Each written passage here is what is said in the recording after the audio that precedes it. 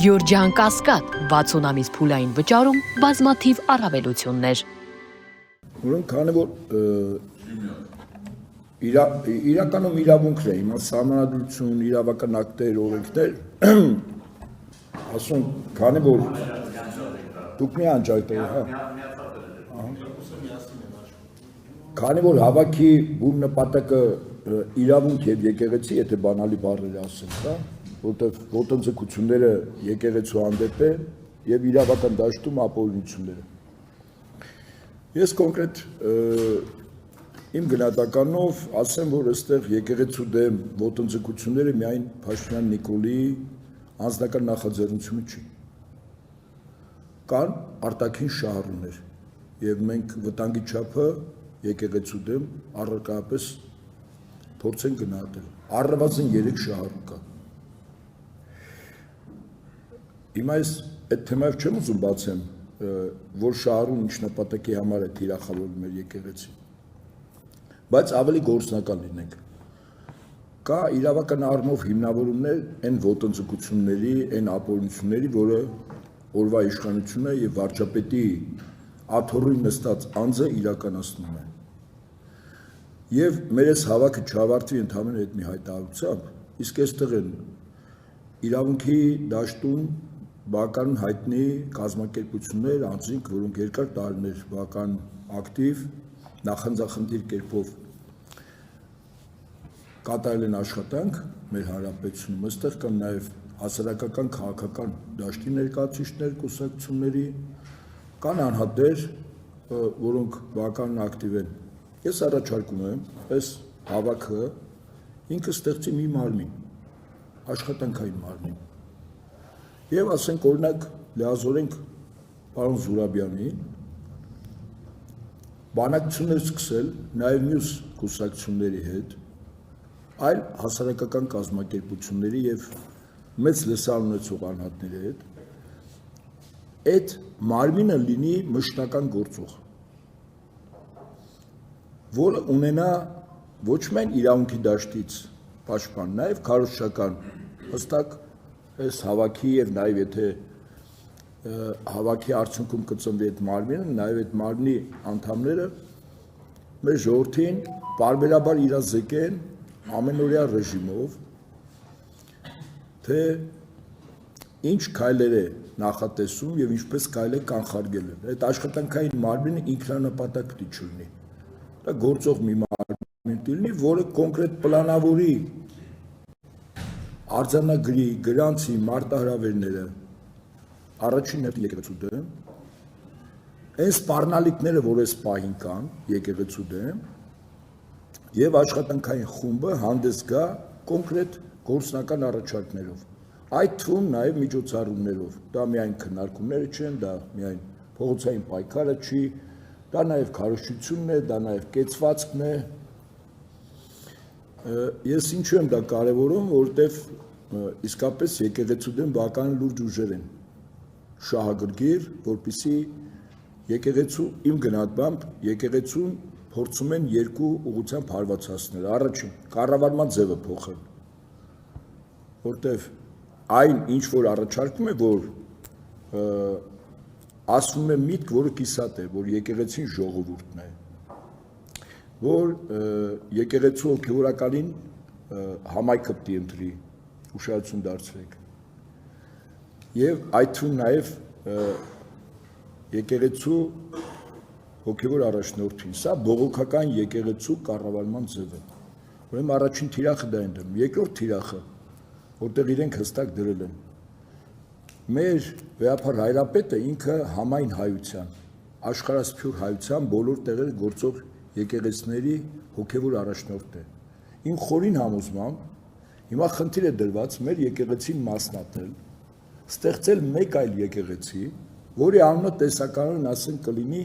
Հայաստանի առաքելական եկեղեցի, իրենց կողմից նշանակել մի կաթողիկոս, բնականաբար վերահսկելի, եւ մայր աթոռը տեղափոխել Երևան։ Սրա մասին ինքը առանց սեթևեթանքի ասել է։ Վաղարշապատի պահով երբ ասում էր, ինքը ասում էր, ինչու Վաղարշապատում եղավ մայր աթոռը, որտեղ մայրաքաղաք է։ ինքը փորձ է անում այդ նոր եկեղեցի ստեղծել առայժմ կարգալուց հոգևորականների այս պայն եկեղեցու մեջ ըստ իրենց այն հոգևորականների միջոցով, որոնք տեսականորեն ըստ իրեն կարող են դառնալ իր կողմից ստեղծվող նոր եկեղեցու հոգևորականներ։ Այսինքն մասնատել եկեղեցին, հայաստանյան թեմերը միայն ենթարկեցնել նոր եկեղեցուն,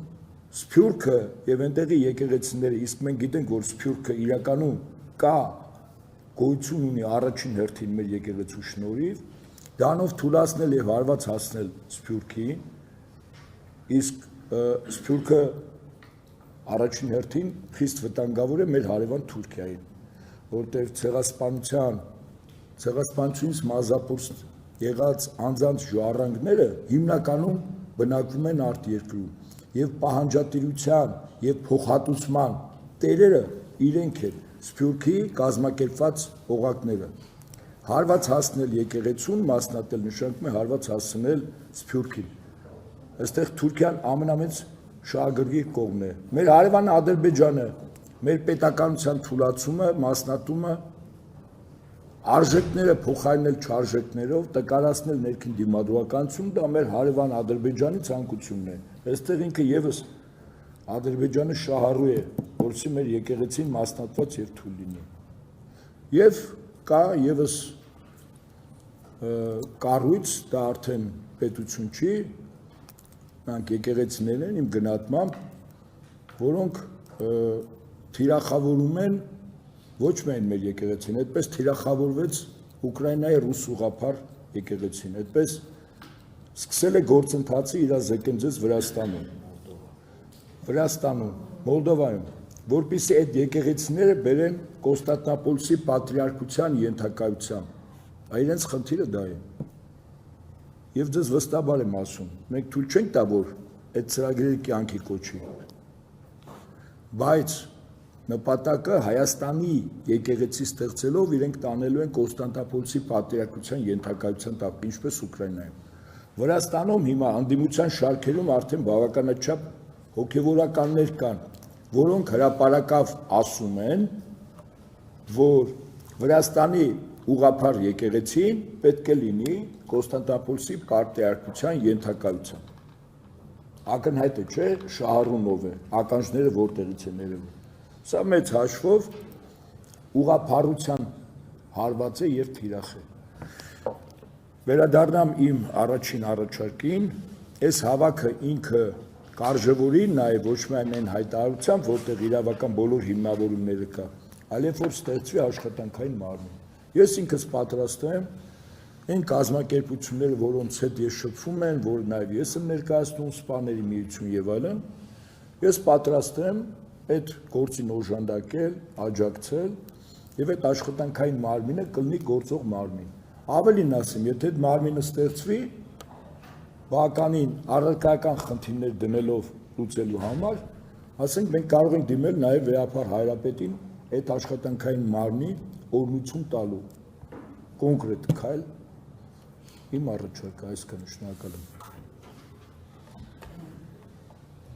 Հիմա մենք ենք իրան վերցնելու պաշտպանության տակ, Ուրեմն պաշտպանության խնդիր չի, այստեղ գիտեք, այստեղ միտք հնչեց, որ մի մասը լավ հավատավոր են, մի մասը պակաս եւ այլն, ասենք մասնավորապես այդ անձը, որը իրեն եկեղեցու հավատավոր զավակ է անվանում, ինքը որևիցե աղերս չունի մեր եկեղեցու հետ, քանզի հստակ չափորոշիչներ կան։ 5 խորհուրդները եկեղեցու ցանկացած եկեղեցու հավատավոր զավակ պարտավոր է պահել եւ անել։ Ինքը որևիցե մեկը չի անում։ Մկրտություն, դրոշ, ապաշխարություն, հաղորդություն, պսակ, չկա որևիցե մեկը։ Նոր է գնում ինչ որ հաղորդություն ու ապաշխարություն։ Հիմա պաշտպանության խնդիրը չի, մենք որպես եկեղեցու զավակներ, իսկ եթե մենք այդպեսին մեզ գնահատում ենք, մենք պարտավոր ենք կեցված դրսևորել։ Հիմա դա կդիտվի պաշտպանություն, զորակցություն, ինչ բառ ուզում եք, պարոն Զուրաբյան, դուք գրեք։ Բայց նորից եմ ասում, այսօր իսկապես մեր եկեղեցին լուրջ թիրախ է դիտվում բավական լուրջ ուժերի կողմից։ Թեև չեմ ասում այնպես, որ իրենց գործողությունների վերջին արդյունքում նպատակին կծառայեն, ես լրիվ հակառակ կարծիքին եմ, բայց ճիշտ եւ ժամանակին կազմակերպվել, իսկ կազմակերպվելու համար պետք է գործիքներ ստեղծել։ Այն խումբը, որ ես ասում եմ աշխատանքային մարմին, ինքը գործիք է։ Շնորհակալություն